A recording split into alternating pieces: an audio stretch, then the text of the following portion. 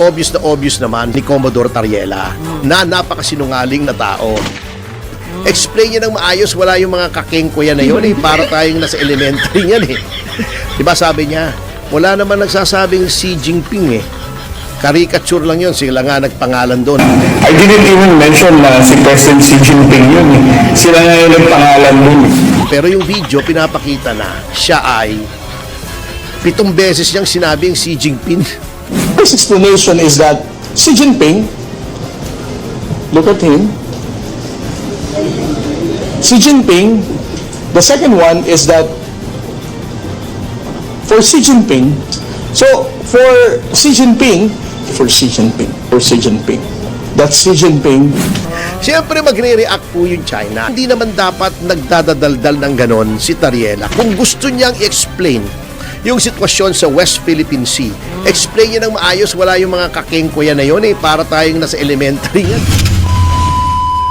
O ngayon, sa kabila nitong hindi pa rin masolve at walang pinagtutunguhang Blue Ribbon Committee report na obvious naman na may mga pinagtatakpan na hindi na nga swabe ang pagtatakip eh.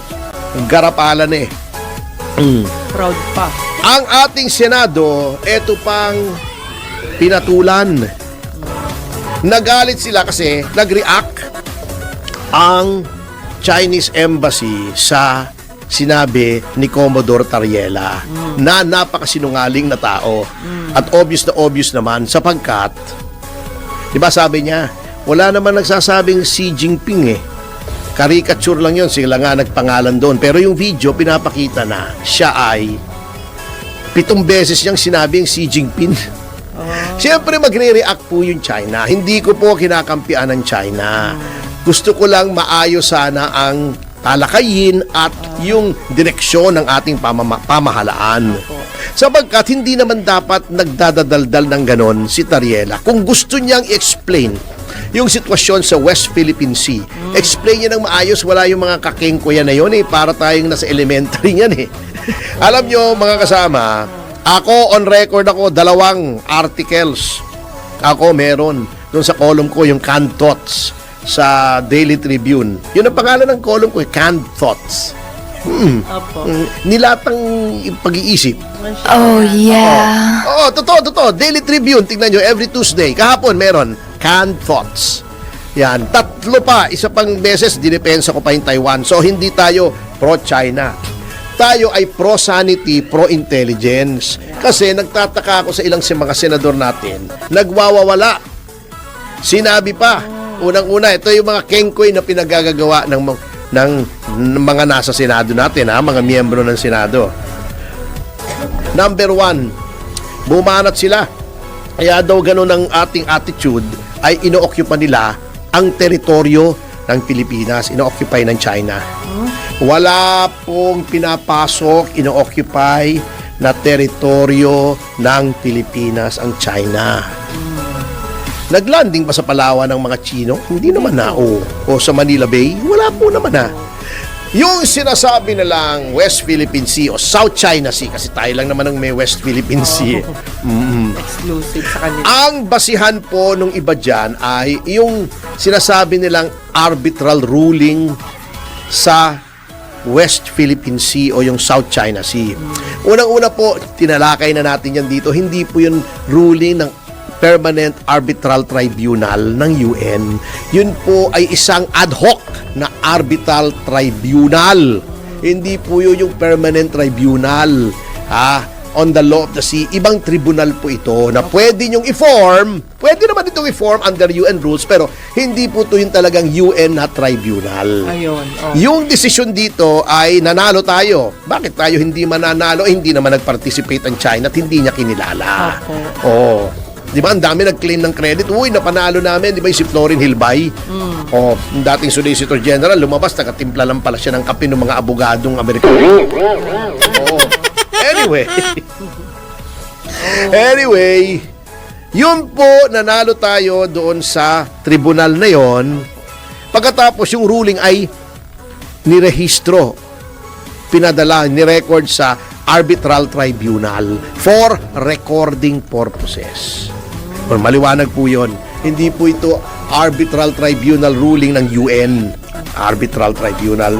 Number 2, yun pong usaping yun, yung kasong yun, ay tungkol po sa UNCLOS, United Nations Convention on the Law of the Sea. Yan, oo. Yan, di ba? Yeah. Law of the Sea, walang land territory yung pinag-uusapan dyan. In fact, for that matter, we were not even talking about territory or ownership ng kahit anong lupa, isla, etc. Law of the Sea nga eh. Yung lupa ba is sea? Dog. Oo, dagat eh. Oo, nagiging dagat ang lupa dito sa ilang parte ng Pilipinas dahil sa palpak na flood control. Yun, oo, pero hindi permanente yun. Matutuyo rin yun. Kaya lang, ang sama ng amoy habang natutuyo. Anyway, ang pinag-usapan po roon is not even kanino tong isang bahagi ng dagat na ito. Oh, wala. Wala po. Kasapagkat, yung United Nations Convention on the Law of the Sea, wala pong usapin doon tungkol sa teritoryo. Yun lamang entitlement, unang-una boundary. Kasi Yeah. meron niyang, di ba? Pag ito ay sinasabing kasama ng territory mo, 12 nautical miles from the low water mark, yun ang tinatawag na territorial sea. Teritoryo natin yun. Opo. Huwag mong papasukin yun. Gera yun. Another 12 nautical miles from the 12 nautical miles, so 24 na. Opo. Contiguous zone. Yan. Meaning? Oo. Pwede pa rin nating exploit yon at may right yun ng right of innocent passage. Pwedeng dumaan doon. Kahit na yung mga warship ng kahit sinong bansa. Basta hindi ang pakay niya, igirahin tayo. Right of innocent passage nga. Yung mga pangalakal, yung mga merchant marines, oo, siyempre, papadaanin doon. After that is the exclusive economic zone na pwede mong i-exploit yung natural resources. Yun po ang pinag-usapan dyan. Kinlaro lang po, sinabi lang doon na, kaya nga ayaw sumali ng China roon kasi ayaw nila, magiging against them yung ruling, alam nila yon kasi wala rin naman basihan yung 9-dash line nila. Sinabi ng ruling, ay wala yung 9-dash line, hindi mo pwede i-claim yan. Eto mga lugar na to, exclusive economic zone to ng Pilipinas. Yun ang nangyari doon sa desisyon noong tribunal na yon. Kaso mo, etong China, makulit. Ini-insist nila, hindi kami bound yan, hindi namin kinilala yung tribunal na yan. Hindi kami susunod sa ruling yan. I-insist pa rin namin yung 9-dash line. Doon nagkakatalo. At hindi lamang po tayo ang tinabla ng China sa 9-dash line. Marami pa po. Malaysia,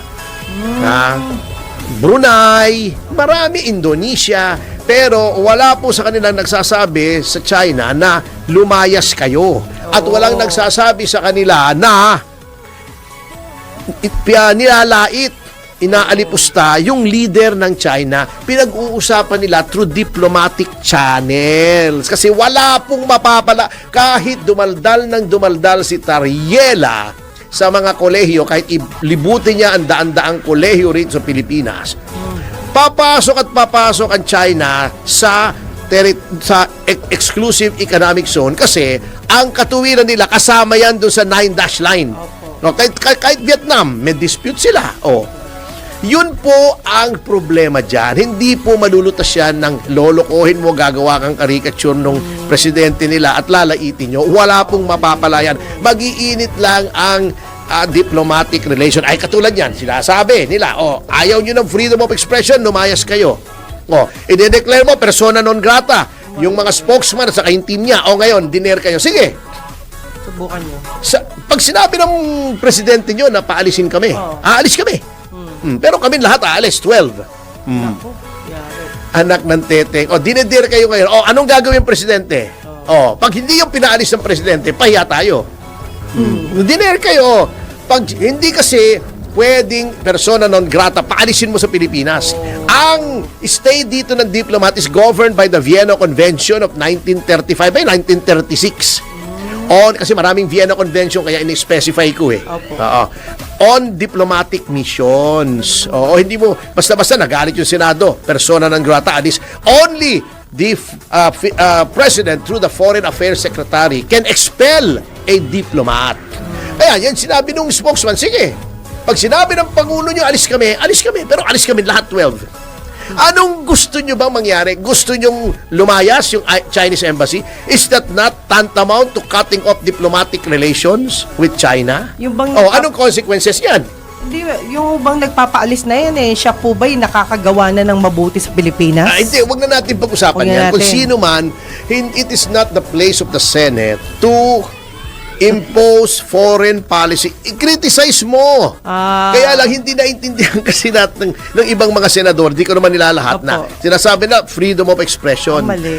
Freedom of expression ay karapatan po ng mamamayan. Kapag ikaw ay opisyal, to a certain extent, curtailed yung freedom of expression mo. Lalo na kung ikaw ay uniformado. Oh, yes. Oh. Oh. Kita mo, para malaki example, pwede ba sundalo, naka-uniforme, may sasabihin niya, may freedom of expression ako. Sabihin mo, Marcos resign? Mali Hindi yun. pwede, sundalo Mali yun. ka Oo, may curtailment ng freedoms kapag ikaw ay nasa gobyerno. Pag ikaw ay empleyado ng gobyerno, kahit janitor ka lang, hindi ka pwedeng mangampanya para sa kahit sinong kandidato. That is partisan political activity prescribed by the Civil Service Rules and Regulations. Yun po ang freedom of expression. Sa mamamayan po yun. Hindi nyo ba ma-appreciate that the Bill of Rights is a limitation on government power? Oo. If you are in government, talagang limited ang pwede mong gawin. Oo. Automatic yun. Pinasok mo yan, may mga disqualifications and disabilities, kailangan galangin mo yan. Hindi na naintindihan. You have to follow talaga. Anyway,